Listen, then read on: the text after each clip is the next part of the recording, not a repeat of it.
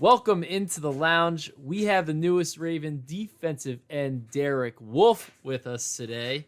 So we're very excited for that interview. First of all, though, I do have to warn you that during the taping of this interview, I did have to pull a little daddy duty on this one. Here's how it's been going down, okay? Is that I put the kid down, I put my older kid down for a nap. Then I run down here. I'm like praying to God that she stays asleep. I run down here to my basement, tape the pod around 1:30, right? Today, we had double Can you feature. give us? Can you give us some more details about every little inkling of your day? Because Yes. at around 7:30, I make a cup of coffee, and then after my cup of coffee, I then we all know what happens after the cup of coffee. All right, let's not get into that. Okay. All right. We already got into that yesterday. Okay. All right, let's get into this interview. You got to hold your daughter for the interview, but let's not waste any more time. Let's go ahead and welcome in new Raven, Derek Wolfe. We are happy to be joined by the newest Raven, Derek Wolfe. And Derek, I guess we should start just, with the obvious question. And that's, when you get a sack, is it more of a howl or a scream that you let out? It's like sometimes I'm howling, sometimes I'm just yelling. Yeah, it's more of a yell. I did it my first time getting a sack my rookie year. It was my first game against Ben Roethlisberger. Yeah. And I got a sack, and I just jumped up and just started yelling. And everybody was like, "Oh, that's the Wolf howl." And I was like, "All right, cool, we'll go with it." And we just call it the howl. Nice. How long did it take to catch on in Denver? I mean, I'm hoping that it catches on pretty quick in Baltimore. I mean, it was after that first sack. Every time I make a tackle 10 yards downfield and they say my name, and the crowd just would start howling. Pretty cool. So I think Baltimore's gonna love that. I think so too, man. It's fun. It's fun for the crowd to get the crowd into it, and it makes me feel great. It gets my energy going. Just because sometimes those celebrations can get you tired. So you guys just, you know what I mean. You're so amped up to get that sack, and then you finally get him, and then you just like release this howl, and when you hear the crowd do it with you, it's like some next level. I don't know how to describe it, man. It's very surreal. That's awesome. Can we get a little preview of it? You want a preview of the howl? A preview of the howl. Like a I love it. It sounds good. Awesome. I love it. That's awesome. So I guess we should probably get to the real question here, Garrett, which is why the Ravens? Why did you settle on the Ravens? Well, first of all, so during the season last year, during the trade stuff, there was talks going around the building in Denver that they were looking to trade me. So I actually thought about trying to get traded to the Ravens. I was going to make that move, but I just decided that, like, you know what, that's not my personality to do something like that. I like to be loyal to whoever I'm with. That's who I'm loyal to. So I wanted to show my loyalty and make sure they didn't think I was just trying to jump ship. So and all the way back to 2012, I thought the Ravens were going to draft me. Because they were making a big push, it seemed, and I think the Ravens everything the Ravens stand for is what I'm about. You know what I mean? They play hard, tough defense. And, especially now with the offense that they have, that's a huge selling point for any free agent to want to come there. When you got the MVP at quarterback and all the weapons that he has, Mark Ingram, and, it's just such a great football team, and I know Mark, I used to train with Mark down in Florida. So, okay. So I have, there's a connection there. And everybody I've ever talked to that's played for that organization has told me how great it is and how much of a family environment it is. And, it's a great place to play. So I'm really looking forward to it, so I think we got a great secondary, which, if you get up by 21 points, you got a great secondary. So the quarterback has to hold it. We're going to be able to eat on these guys. So, it's going to be feasting time. Yeah. So I'm curious to go back to last year. So what was it when the rumors kind of started and the trade talks, you're hearing a little bit of that. What was it that made you kind of feel like, oh, if I'm going to get traded, I would love to go to the Ravens?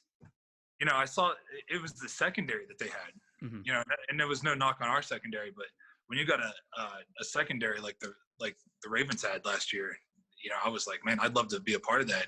And I was also looking to get on a team that was, I kind of had a feeling that the Broncos were, ready to move on from me. So I kind of wanted to go to a team that was going to give me an opportunity to get an extension, but it was just like, I just had a baby, didn't want to move all the way out there, uproot my family in the middle of the football season. It would have been really tough. So you're used to this then, I guess. Holding a baby here like this during work? Yep. Well, not during work for you. That would be seemingly a little dangerous. So, like, you mentioned the fact that you thought they were going to draft you coming out of college. I'm curious why you thought that was the case. And there's been a few times where talks have come up. I think last year was really where it kind of started to heat up, the trade rumors and all that. But I agree with what you've kind of said, which is it feels like you, in so many different ways, are kind of meant to play in this defense, and that it seems like, okay, this is a guy, when the move was announced over the weekend, it was like, okay, I get it. This is a classic Ravens move. This is a perfect fit.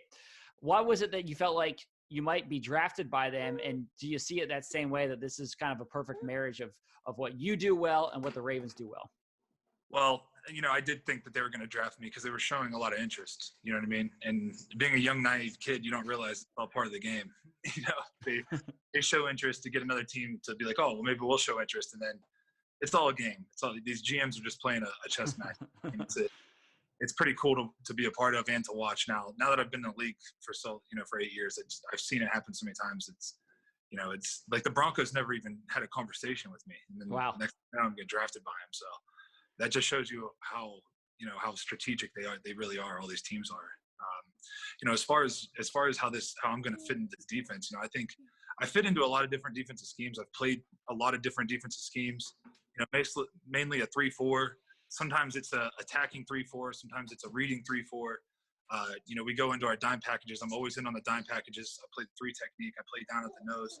So just watching the way that the Ravens play defense, they move their guys all over the place and attack them in different ways and keep the offense guessing. And that's exactly what I want to be a part of, because that's my favorite kind of defense to play, because it opens up one-on-ones. You're not just eating up blocks for guys. They want everybody out there to go make a play. You're not just out there trying to make plays for one guy. Mm-hmm. Yeah, I read that Vic's defense really kind of opened you up a little bit more to kind of make plays yourself. And that's kind of what you see from Wink, is that he kind of spreads the love around? Yeah, he spreads it around. You know what I mean? It's not just about the linebackers making on, because a lot of these outside linebackers are the show guys. So taking all the plays. So and I have no problem. I helped Von Miller. Von Miller's a great athlete. Anyways, he's an unbelievable football player. But me and him worked really well together for a long time. And I opened up a lot of things for him as well as he did for me as well. Like there's a lot of times where he gets that good rush and the quarterback just walks right into you. So right. It goes hand in hand. So I'm really looking for, we got Calais Campbell, Big Brandon in the middle. So, I think we're going to be able to, my goal is always, every year that every defensive line I ever played on, my goal was to be the number one run defense. Because if you're the number one run defense, that means that the pass is going to open up. You know what I mean? If they know they can't run the ball, they're going to have to throw it. And that's when, right. I start foaming at the mouth, because then we can really get after him. I think, like, to what Garrett was talking about how you just seem like a Raven, like you were destined to become a Raven. Part of that is just an attitude out there, right? And like from everything I read, you just play with this ferocious physical attitude. Like I think I read a quote that you said you wanted to punch every offensive lineman out. Like if you could, you would, but that would draw a penalty. Well, yeah, because they're cheaters. They're all cheaters. They're all cheaters. They all like to hold. And they use 2 of them to block one of you. You know what I mean? It's cheating.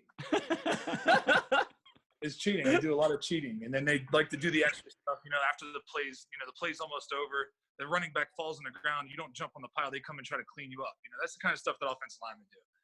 But, like I've had my fair share of fist fights, in practice and in games and stuff like that. But, as I've matured I call myself old. I just turned 30, and people are like, "Oh, he's old." I'm like, I don't feel old. So, I got a lot of football left, but as I've matured over the years, become a father and stuff, I try to stay away from doing, making stupid mistakes like that, like getting in a fight. I've only had one personal foul in my whole career. All right, that's pretty good. And it was against Kansas City, and in the AFC, that's the team we got to beat right now. It used to be, the Patriots. Now it's Kansas City, and I always think I play well against them. So I'm really, really excited to be a Raven. Was the idea of playing for a team that was right there on the cusp of being in that, they're knocking on the door of trying to get to a Super Bowl. Was that part of the attraction that you feel like, okay, this is a team that could win a Super Bowl next year? Well, yeah, because I recognize it from, my first 4 years in Denver with Peyton. I recognize the process that it takes, the process that you go through to finally win a Super Bowl. We in 2012, the Ravens, we were supposed to win. And the Ravens came in and beat us high, and it was the coldest game of my life. Like -14 playoffs. We just can't.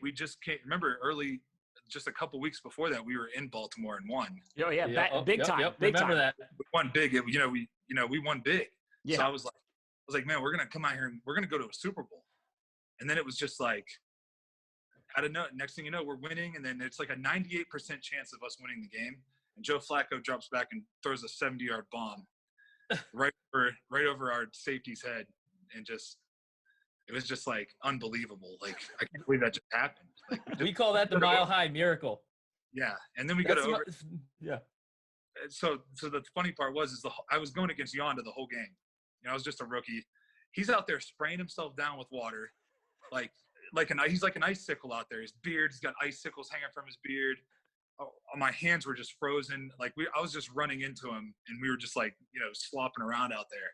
And I was like, man, this guy's out of his mind. Like, crazy. I was like, you know what? I'm going to do the same thing. So of course, I go ahead and spray myself with water. So we're just two icicles out there running into each other.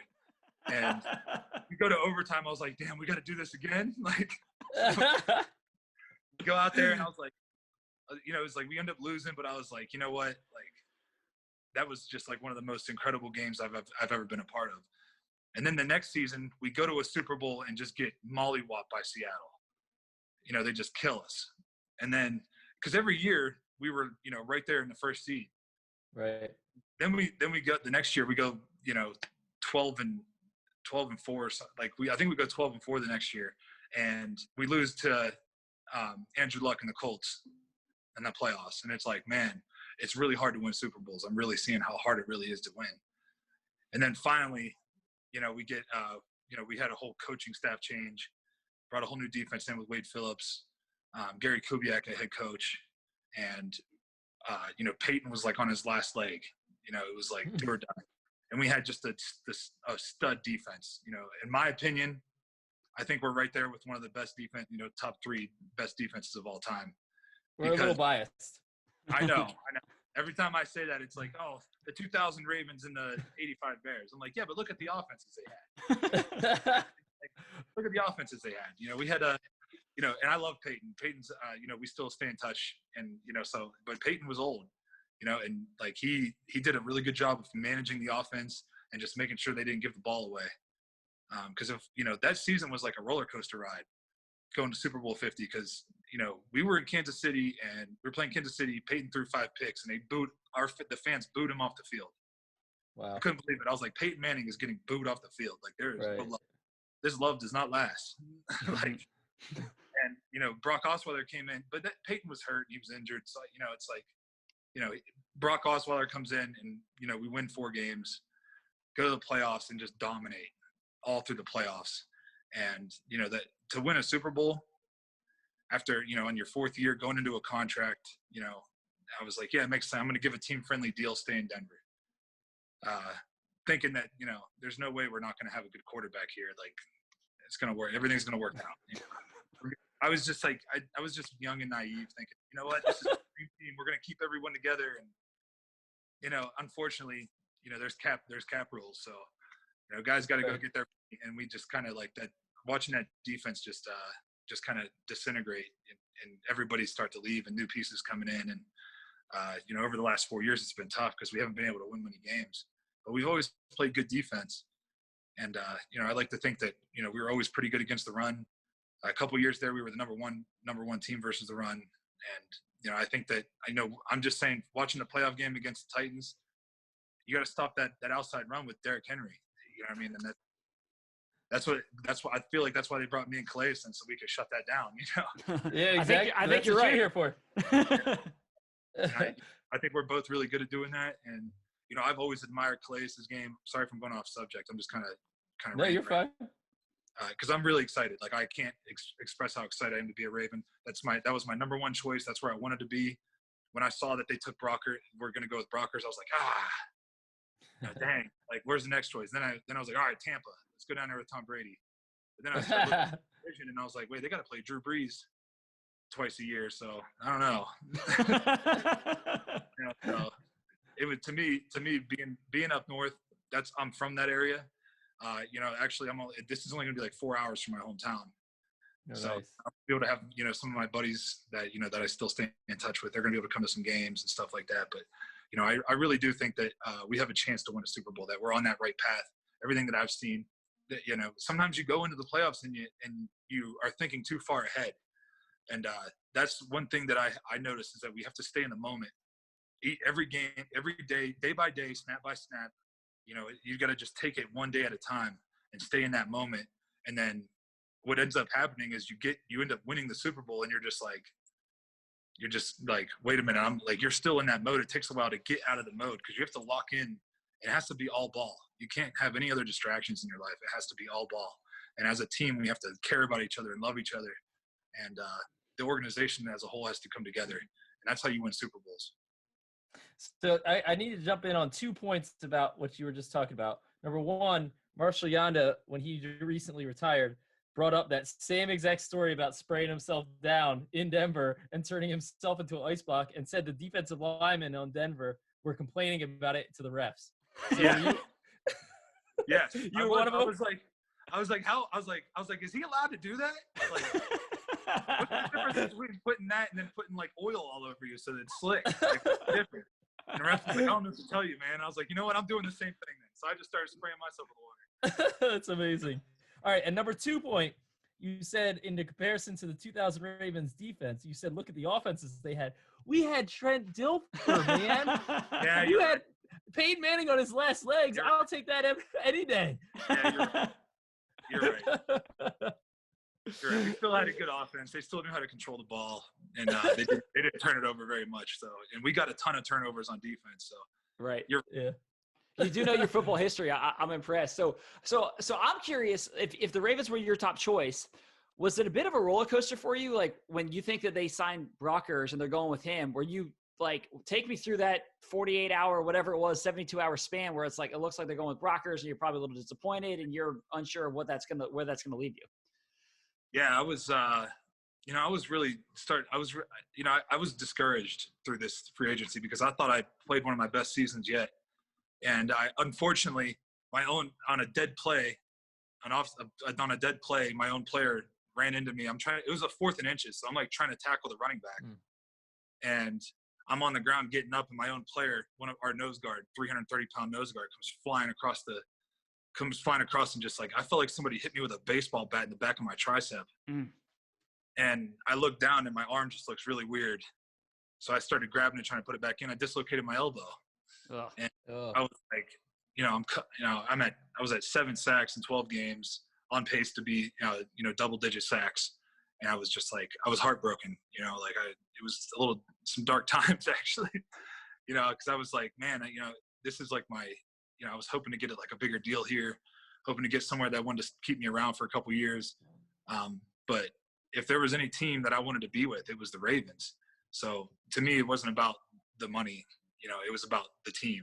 Mm-hmm. So like as soon as they gave me their best offer, and I said, yeah, let's do it. I'll come in there on a 1-year deal, and I'll show you guys that I'm worth extending for a couple more years. That I got a lot of football left in me. Nice. That's awesome. So you mentioned the 12 sacks you had last year, or the 7 sacks you had in 12 games last year. What was it that allowed you to get to the quarterback so much? I mean, it was your best season as a pass rusher, and is that the way that you were used? And do you think that could be a trend that continues into this year? Well, a lot of my sacks were coming on 1st and 2nd down because, Vic wasn't putting me in on 3rd down, because I think it was because in the first we lost a game against the Bears that we're supposed to win. And it was actually, me and Vaughn both had the 1-on-1. So I called a game. There was some kind of miscommunication. Vaughn ended up running into me, and Mitch Trubisky stepped up and threw for a 1st down on 4th down to a wide open receiver, and ended up kicking a field goal and beating us. So it was like, I think that scared him, so he ended up just going with a 3-man rush on third down, which is worthless. You're not gonna get much rush on that, and he just wasn't putting me in on third down. So I was like, I got to make these sacks on these play action plays and on these first and second down pass plays. And then finally once I started getting on a roll, because that's how it is with sacks, man. Once you get one or two, they start coming in bunches. And he finally was like, all right, we had to I was on the sideline, come on, coach, please, I'm killing this guy. Let me go in. Let me go in. And he was like, oh, no. And then finally he started letting us go in on third down.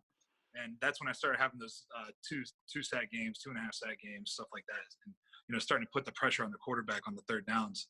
But for the first half of the season, he was first 10 games, really, he was not having it on the third downs with us. So, I think that I was getting one-on-ones, on those play action plays, and I was beating those guys because I was reading I was predicting what they were going to do. So it was easy to beat. But the thing is tackling the quarterback is not as easy as it used to be because you can't land on him. Yeah. So getting him to the ground and these athletic quarterbacks that are running around all the time, it's difficult to get them to the ground without landing on them. Mm-hmm. Right. So I can. The year Go before, ahead. so in 2018 season, I actually had a ton of pressure. I missed 8 sacks. Had him in my arms, missed him. I just let him go because I was trying to just drag him to the ground. So leading into this last season, I just practiced tackling. And I was a wrestler, so I just really just practiced my wrestling technique on how I take people down in wrestling, and that's how I started taking the quarterback down. Because you can't land on top of people in wrestling either. You have to control takedown. Right. And so I started practicing that stuff again, and it really helped my technique. Nice. Well, I can promise you that Wink Martindale does not call up many 3-man pressures. He's bringing the heat. He's bringing the heat, brother, and I love it. That's right. So is your goal, I mean, I feel like the potential has been there for so long for you to be a double-digit sack guy. Is that what you go into this year thinking? Absolutely. I go into every season with 10 being the goal. So I've never reached that goal. So obviously I'm going to try my hardest to reach that goal. And that's the other thing. I'm a do your job kind of guy. So whatever my job is, I'm going to do that job to the best of my ability. So you're never going to see me just go out of character and just do something for myself to go try to make a play for myself. Because if you go take yourself out of position and you don't make the play, it's probably going to be a touchdown. It's going to be a big gain, a big run, something like that. So I'm very big on everybody just doing their job. Mm-hmm. So I just want to, we want to introduce fans to you a little bit off the field. We're talking about a lot of football stuff, but off the field, what are you most looking forward to about coming to Baltimore, coming to the AFC North, and being part of this team? Crab cakes and football, brother. That's what we do. Looking forward to the crab cakes. I teed you up perfectly. I mean, you had that answer ready to go. Oh, absolutely. Wedding Crasher fan, I can tell. Well, you're an Ohio guy like Garrett. Garrett's how far are you from? It's Libsyn, we were just talking about that right before you joined. Derek played college ball with a guy that I went to high school with, John Hughes, defensive lineman. Small world, man. Okay. Yeah. Super small world. And I mean, you kind of, from what I've read, it was a tough upbringing for you, with your family and moving in with friends and things like that. Just, can you talk a little bit about that, about the struggles that made you who you are today? Yeah. So, my mom struggles with alcoholism and drug addiction. And, she was just a very absent mother. My stepfather was abusive. I don't know who my real father is, neither does she. So it's just kind of one of those things where, I just kind of, I got dealt a certain kind of hand, and I really wouldn't change it for anything because it prepared me for life. I just let things bounce off of me now because it's not a big deal because I've been through so much worse. I've been homeless before. I slept behind a Walmart for a few nights. I had to just find random couches to sleep on my whole life. I used to have to wear my football cleats to school because I didn't have school shoes. I didn't have school clothes. That was just the kind of life that I lived, and it was just kind of normal. So every day is a blessing, I have so much. I have a beautiful home, beautiful family now, and never look back. I just kept moving forward. And, I just wanted better for myself and for my children. So I tried to make sure that I could provide that. Wow. Was football always kind of the safe haven for you? Yeah, it was my outlet. It still is my outlet. Because obviously when you grow up, when you're abused as a child, anytime I went to 7 different elementary schools, and it wasn't because I was getting kicked out, it's because we were just moving houses all the time. I went to 2 different middle schools and then finally ended up at some country high school right outside of Youngstown. And I've been playing football since I was 7. And if it wasn't for football, who knows what kind of things I would have got into. I probably, to be honest, I'd probably be in jail right now. That's probably where I'd be. Wow. Well, and then the struggles didn't stop there. I mean, you get to the pros and the injuries and, temporary paralysis in a preseason game. I mean, I feel like you've just been through the ringer, man. Man, that's just, that was a terrible injury, man. That was awful. I bruised my spinal cord and I was paralyzed from I couldn't move my mouth or anything and then finally, I got everything back within 4 or 5 hours. My arms were numb for another week, but then I missed 2 weeks of practice. Then I played in the first game, and I played for 12 weeks. I had 6 sacks in 12 weeks. And then I was on a bus on the way to the airport to go to Kansas City to play, and I had a seizure.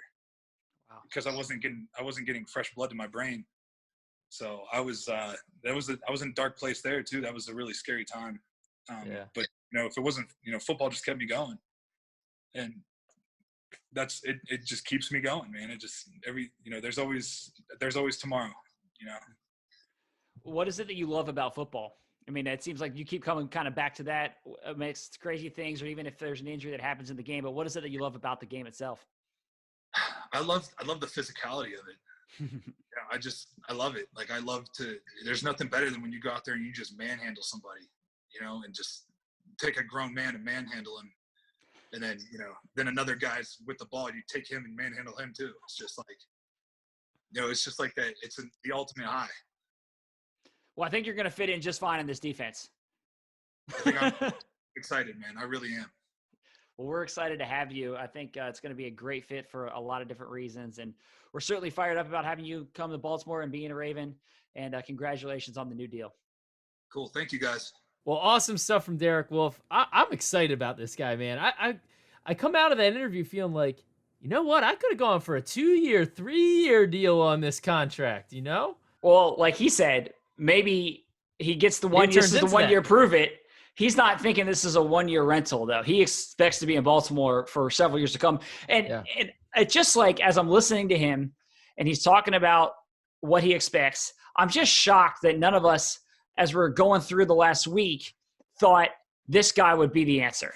He would be – it just makes so much sense. It's been rumored before, when the trade talk started last year, it's could the Ravens be in the mix? It's been rumored before. And so I'm surprised that it wasn't staring at us straight in the face. Yeah, well, I mean, even in the month before free agency opened, when people were talking about potential Ravens signings, people looked at Derek Wolfe. But then when the Broncos deal fell through, I honestly didn't realize that somebody hadn't snapped him up already. Yeah. So then when it was oh, we got Derek Wolfe? Right. Say what? Yeah. Yeah. So really, really great pickup. I'm excited to see what he's going to do. I think if he can play 16 this year, he's going to get that double-digit sacks. I'm going to call it right now. And his presence helps Matthew Judon so much. I mean, I was thinking about this today. I'm not knocking anybody. But last year, I think the Ravens had 4 sacks from their defensive linemen. Mm-hmm. So when you're an offensive coordinator and you're game planning the Ravens, you say, we can single block those guys up there, right? Yeah. You have Michael Pierce and Brandon Williams on the field and you're in a passing situation. All you have to be looking for is the blitzes. Let's pick up the blitz. And that's not easy. Right. I mean, Wink made it hard. But now you have to worry about all the blitzes. And you have to get worried about getting beat one-on-one. I mean, I think it's like Derek said, Thanksgiving feast. Well, just think about the fact that you got Wolfe, who can get double-digit sacks, has that potential. Calais Campbell has put up double-digit sacks. Yeah. Judon can put up double-digit sacks. I expect to see Jalen Ferguson take an increase. I think he had 3 or whatever. So say he gets to 6.